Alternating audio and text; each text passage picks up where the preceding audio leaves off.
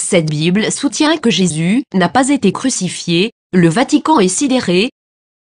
Cette Bible a été découverte et gardée secrète, en 2000 et contient l'évangile de Barnabé, un disciple du Christ, qui soutient que Jésus n'a pas été crucifié, qu'il n'était pas le Fils de Dieu, mais bien un prophète.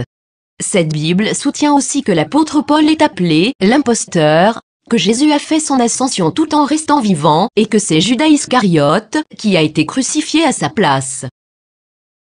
Authenticité selon les rapports, les experts et les autorités religieuses, à Téhéran, insistent sur le fait que le livre est un original. Il est écrit avec des lettres dorées, sur du cuir relié et il est écrit dans la langue araméenne, qui était la langue parlée par Jésus. Le texte principal maintient une vision similaire à celle de l'islam, contredisant les enseignements du Nouveau Testament de la chrétienté.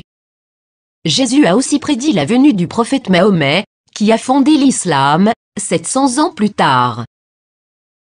Plusieurs croient que, durant le concile de Nicée, l'Église catholique a choisi la forme qu'aurait la Bible, omettant l'évangile de Barnabé, parmi d'autres, et favorisant les 4 évangiles que nous connaissons aujourd'hui.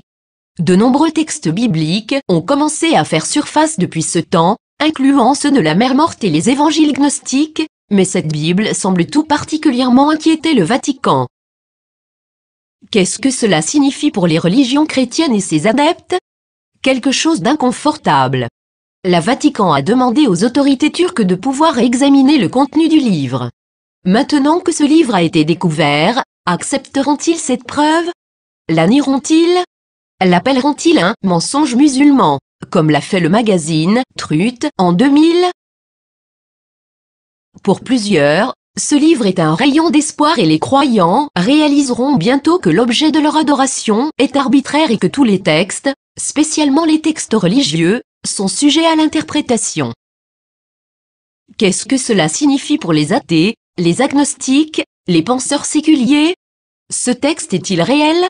Est-il contrefait? Est-ce important? Nous pouvons espérer que cette nouvelle inspirera les religions à se poser des questions, au lieu de pointer du doigt et de tout croire aveuglément. Ne commencez pas à clamer à tous, je te l'avais bien dit.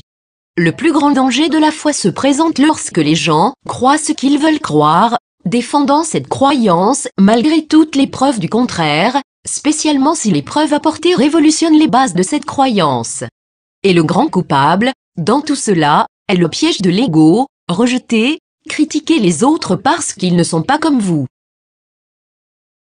Durant des siècles, la défense de la foi aveugle a mené les nations à la guerre, à la violence, à la discrimination, à l'esclavage et à une société d'automates, et tout cela a été justifié par des mensonges.